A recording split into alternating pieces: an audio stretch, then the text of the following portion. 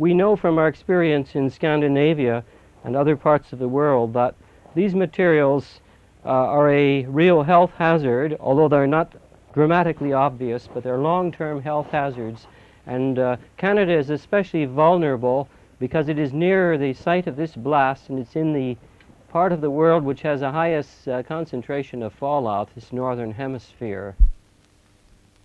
The Don't Make a Wave Committee has been working for almost 2 years, ever since the last 1.2 megaton explosion at Amchitka, to try to stop the next blast, which is now supposed to be a 5 megaton hydrogen bomb blast, equivalent to 5 million tons of TNT. We are not trying to frighten people, but we are truthfully concerned about the fact that this blast could generate a tidal wave,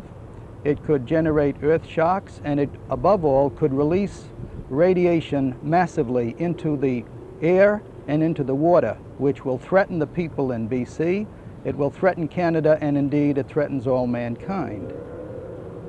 Under these circumstances, we feel that we are taking a very conservative and a very responsible action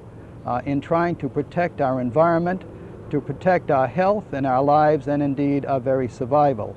And the Don't Make a Wave Committee consists of people who are nonviolent but very determined in their protest to try and stop this act of ecological vandalism by people who really are totally irresponsible in not caring what they do with regard to Canada, with regard to BC, with regard even to their own environment. Scientists, scholars, educators, common men, the only thing they have in common is that they all feel a sense of outrage and repulsion that the Atomic Energy Commission would undertake this wanton act of environmental recklessness. We're appalled that the sense of national security, the feeling of national security, requires and demands that no consideration at all be given to the lives and the environment and the livelihood of us 22 million people in Canada. We're appalled that this decision could have been made in light of overwhelming scientific evidence that the results could be disastrous. They could destroy the fishing fleet in the Pacific coast. They could dump radioactivity on the west coast of Canada and its inhabitants. And we would appeal to the people of the United States to take some concrete and responsible action in this matter and have it stopped.